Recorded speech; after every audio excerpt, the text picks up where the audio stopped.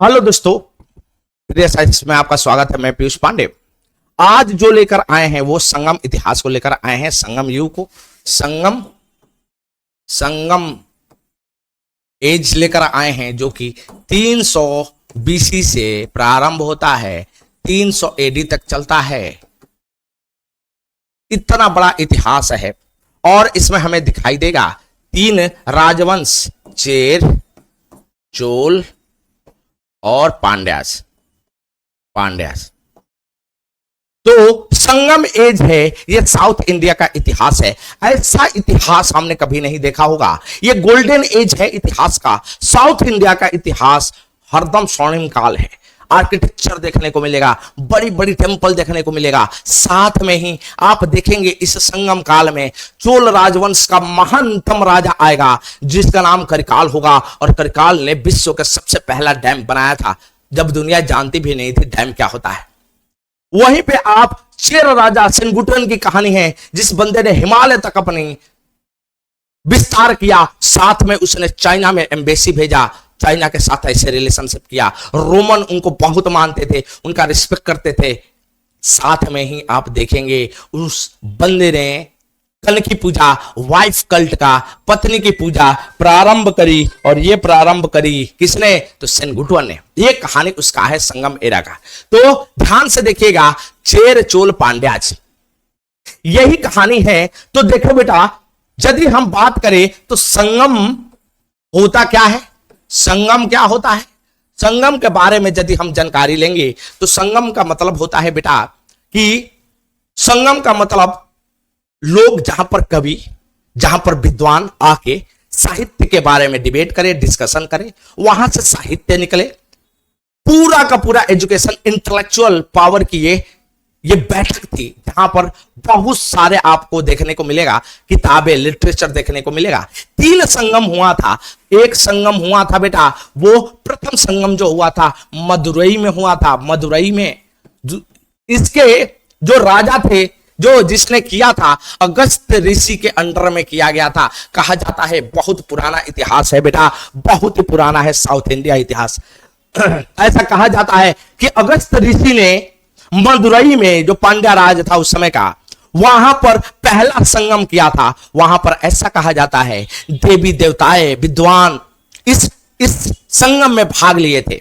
बहुत सारी किताबें लिखी गई थी। ऐसा कहा जाता है 549 किताबें लिखी गई। यह भी कहा जाता है 44 साल तक यह संगम चला, इतने ईयर तक संगम चला। बहुत ही पुराना इतिहास है, 300 बीसी से पहले का इतिहास है। और यह भी कहा जाता है कि इस काल में बड़े बड़े विद्वान आए, बहुत 449, इतना 4449 विद्वानों ने भाग लिया, देवी देवताओं ने लिया। और यहां से बहुत सारे किताबें लिखी गई, लेकिन बहुत सारे किताबों का साक्ष्य अभी मौजूद नहीं है। यह पहला संगम हुआ था, मदुरई में हुआ था। दूसरा संगम के यदि बारे में बात करें बेटा, तो दूसरा संगम आपका वो हुआ था कपाटपुरम में। कपाटपुरम में। और यह भी कहां है बेटा? तो यह भी आपके पांड्या राज में ही था। और इस समय भी जिसने करवाया था वो ऋषि अगस्त। और ऐसा कहा जाता है 59 पांड्या रूलरों ने इसको सहयोग किया था। इतना रूलरों ने, इतना राजाओं ने। साथ में कहा जाता है कि 3700 साल चला था ये, इतना बड़ा चला था ये। इसमें बहुत सारे किताबें लिखी गई थी इस संगम में। इस काल में जो किताब लिखी गई थी बेटा, वो किताब थी तोल्कापियम। तोल्कापियम, तोल्कापियम, तोल्कापियम, तोल्कापियम।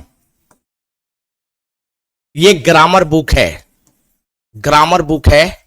और ऐसा कहा जाता है उस समय का सामाजिक, सोशल और आर्थिक इकोनॉमी, साथ में आपके पॉलिटिकल, राजनीतिक के,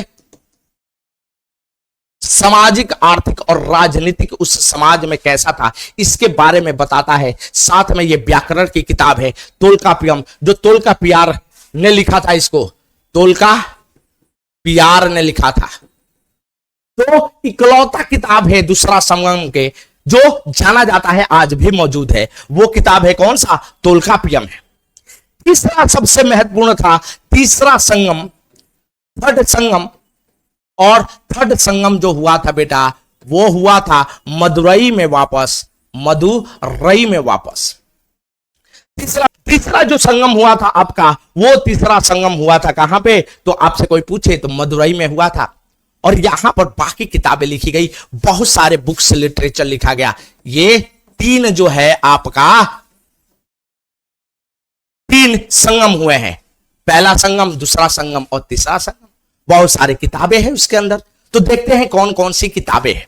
तो यदि हम बात करें साउथ इंडिया के किताब के बारे में, तो कुछ किताब है लिटरेचर बेटा, लिटरेचर का मतलब साहित्य, और कुछ किताबें हैं एपिक, महाकाव्य।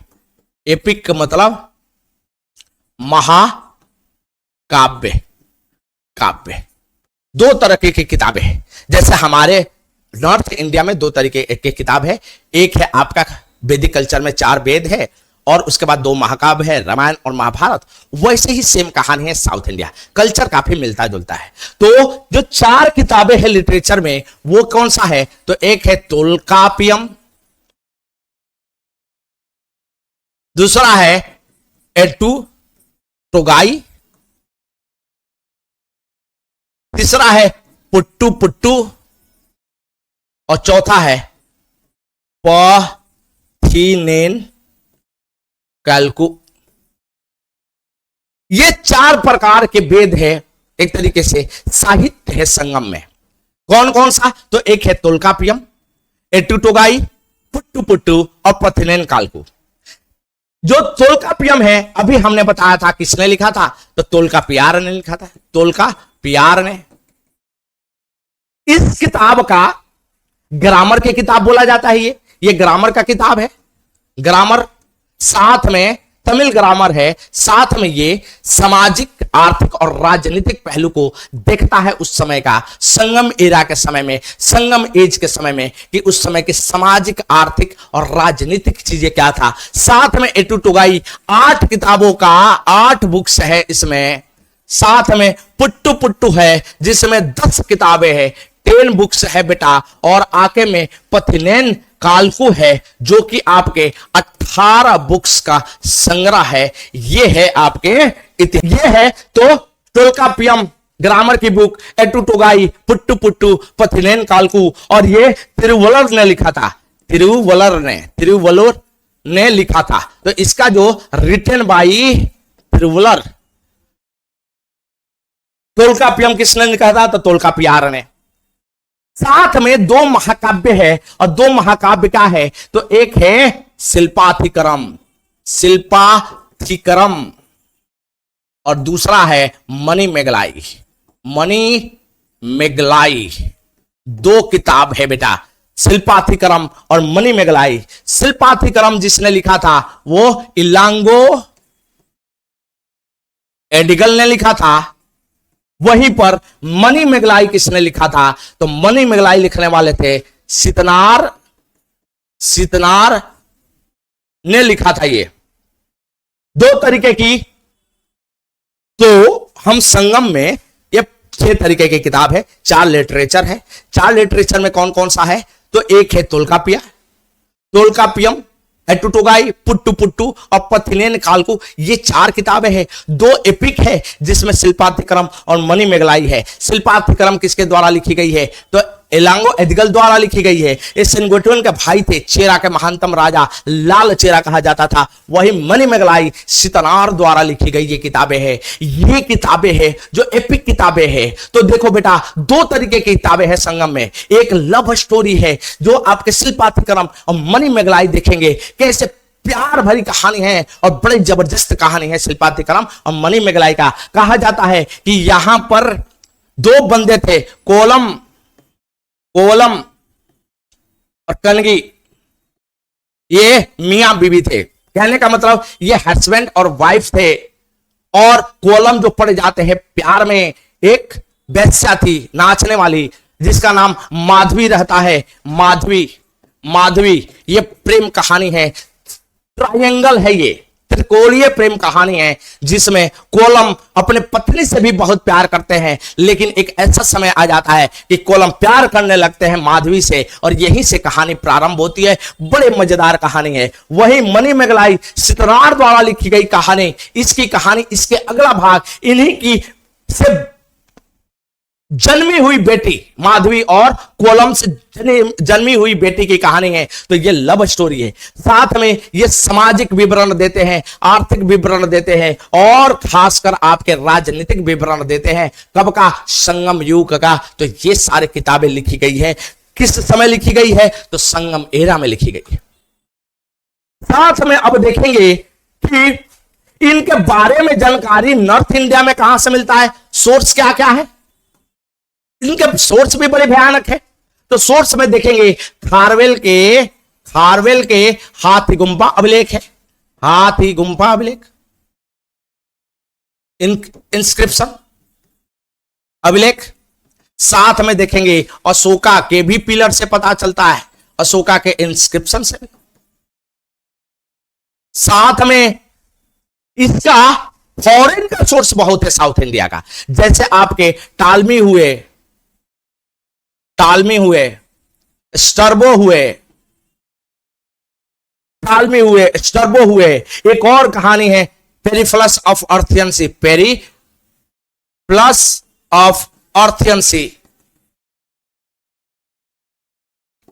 रोमनों से पता चलता है चेरा एम्पायर के बारे में, रोमन एम्पायर से किताबें लिखी गई। तो इनकी सोर्सेस बहुत ज्यादा है, खारवेला का, अशोक का, अलग अलग सोर्सेस से, बहुत सारे सोर्सेस से इनके बारे में पता चलता है। बहुत ही जानकारी है इनके बारे में, ठीक है ना। तो ये था सोर्स जिससे हमें संगम एरा के बारे में पता चलता है। अब देखो बेटा, ध्यान से इनके राजाओं के देख लो। ये हुआ आपके क्या, भारत के निचले वाला हिस्सा। तो देखो बेटा, चेरा कहां है? तो ये है चेर। इसको देखो ध्यान से, तो ये कहां है? चोल। और ये कौन सा है? तो ये है पांड्या राज। तीन संगम एरा में तीन ये शासन, तीन वंश कर रहा था, चेर, चोल और पांड्या। चेर की राजधानी वंजी हुआ करती थी, वंजी इनकी राजधानी था, कैपिटल।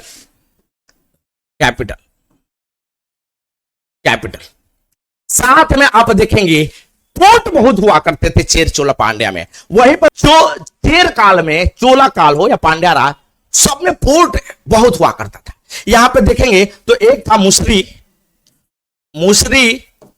पोर्ट था, एक टोंडी पोर्ट था, दो पोर्ट था चेर राज्य में जो बहुत मशहूर हुआ करता था। और ऐसा कहा जाता था रोमन के साथ जो व्यापार चलता था चेर का, और उसी में कहा गया है कि रोमन अगस्तन ऋषि का, अगस्तन का टेम्पल भी बनवाए थे। तो व्यापार बहुत अच्छा चलता था रोमन एम्पायर से, और इनका बहुत ही अंतरराष्ट्रीय संबंध बहुत अच्छा था रोमन और चेरा के साथ। इनके चोल वहीं पर देखेंगे तो चोल का जो कैपिटल था उरायूर था, वहीं पर फुअर, और दूसरा फुअर इनकी सबसे अच्छा बंदरगाह हुआ करता था। कावेरी पट्टनम भी था, कावेरी पट्टनम ये आपके था चोल का, ये बंदरगाह हुआ करते थे। फुअर जो है वो बनाया था करिकाल चोला ने। साथ पांड्या राज के देखेंगे तो इनकी राजधानी थी मदुरई थी, जहां पर संगम हुआ था, 3 संगम हुए थे। और साथ में यदि इनकी बात करें, यदि साथ में इनकी पोर्ट की बात करें तो कोरिकाई पोर्ट जाना जाता था। ऐसा महानतम यह वंश था। 3 चेर, चोल, पांड्या। चेर कहां थे? तो केरला के समय में, केरला और तमिलनाडु को मिला के चेर, ये जो चेर बसा हुआ था, मध्य तमिलनाडु और ऊपरी तमिलनाडु को मिला के आपके चोल थे, और निचला वाला हिस्सा में पांड्या था। इनकी राजधानी वंजी था, और इनका सिंबल भी था बेटा, वो धनुष और बाण था। धनुष और बाण जो था इनका सिंबल हुआ करता था। किसका? तो चेर का, वहीं पर चोल का देखेंगे तो टाइगर था, दौड़ने वाला टाइगर। और साथ में पांडा को देखेंगे तो मछली इनका सिंबल हुआ करती थी, यहां पर मछली का पैदावार बहुत हुआ करता था। और मोतियों का, चेर में महान शासक आएंगे, सेंगुटुआन आएंगे, वहीं चोल का महान शासक आएगा, करिकाल आएगा। तो इनकी इतिहास को जानेंगे, एक एक करके जानेंगे कि कौन थे ये। तो देखिए पहला है आपका चेर। चेर कौन था? तो चेर थे केरल में, सिंबल क्या था? धनुष बाण, धनुष बाण और बाण। राजधानी थी, कैपिटल कहां था? तो वंजी था, वंजी। वंजी इनका कैपिटल हुआ करती थी चेर का। और चेर का जो महानतम शासक था वो सेनगुटुआन था। सेनगुटुआन महानतम। सेनगुटुआन को लाल चेरा भी बोला जाता है, लाल चेरा भी बोला जाता है बेटा। सेनगुटुआन महानतम चेरा थे, चेरों में से बहुत ही बड़ा, अच्छा चेहरा भी बोला जाता है सेनगुटुआन की। चेर के बारे में जानकारी जो हमको मिलता है या तो रोमन से और शिल्पाधिक्रम से। शिल्पाधिक्रम से इनके बारे में हमको जानकारी मिलता है। सबसे ज्यादा जानकारी जो मिलता है, जो एपिक है महाकाव्य शिल्पाधिक्रम, वहां से चेर के बारे में जानकारी मिलता है और उनके महानतम राजा सेनगुटुआन के बारे में पता चलता है। ऐसा कहा जाता है सेनगुटुआन ने हिमाचल तक अपने विजय अभियान को जारी रखा, साथ में चाइना में एम्बेसी बनाया, रोमनों के साथ अच्छा व्यापार किया और कन की पूजा, वाइफ कल्ट जिसने किया, पत्नी की पूजा प्रारंभ करी। इतना महान राजा सेनगुटुआन था। तो सेनगुटुआन में इसके चाइना को एम्बेसी भेजा, साथ में हिमालय के बारे में जानकारी कि हिमालय तक गया था सेनगुटुआन, यह पता चलता है में शिल्पाधिक्रम से।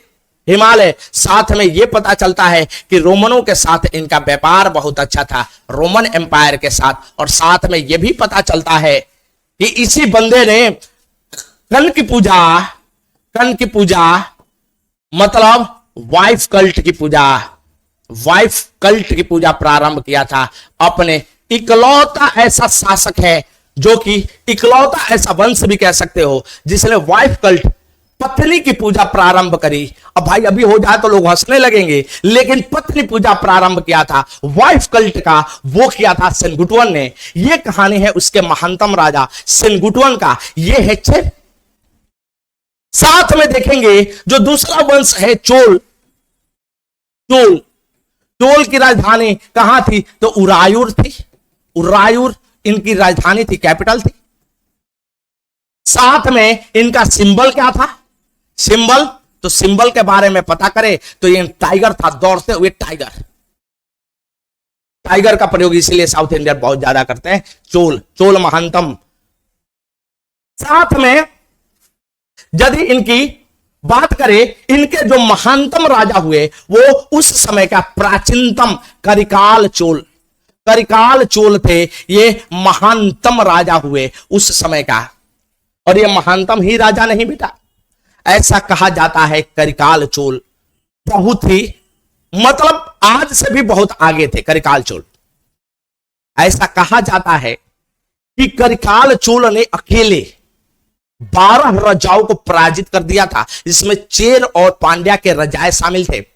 साथ में हम देखते हैं कि बैटल ऑफ वाणी में करिकाल चोल ने 12 राजाओं को डिफीट किया था। ऐसे थे हमारे करिकाल चोल, 12 राजाओं को पराजित कर दिया था। करिकाल चोल के बारे में यदि और जानकारी लेते हैं तो विश्व में पहली बार यदि कहा जाए तो डैम का निर्माण किया, डैम का वो करिकाल चोल ने किया था। बहुत ताकतवर भी थे और एग्रीकल्चर, कृषि पे बहुत ध्यान देने वाले थे करिकाल चोल।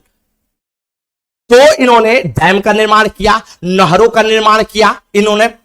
इसके लिए जाने जाते हैं चोल। और विजेता तो था ही, डिफीट उस समय सबको उन्होंने जीत लिया था करिकाल चोल ने। यह प्राचीनतम चोल है।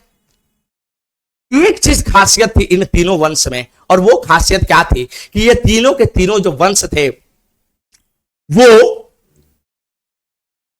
उस समय बहुत एडवांस हुआ करते थे, साथ में सबसे लंबा समय इन्होंने गुजारा है भारत के इतिहास में देखा जाए तो।